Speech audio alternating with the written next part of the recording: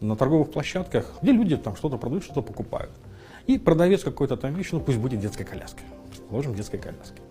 В какой-то момент получает в WhatsApp сообщение. Почему в WhatsApp? Потому что на Лолофо или там где-то в Дизеле он опубликовал свой номер телефона, который есть, собственно говоря, в этом самом WhatsApp. Он получает сообщение, что вот я там живу в Каинде или там в Сулютке или еще где-нибудь подальше. Хочу вашу детскую коляску купить, но не могу приехать. Поэтому я оплатила уже за коляску, там сумма была условно там 5000 сомов. Я уже заплатила там курьерской службе.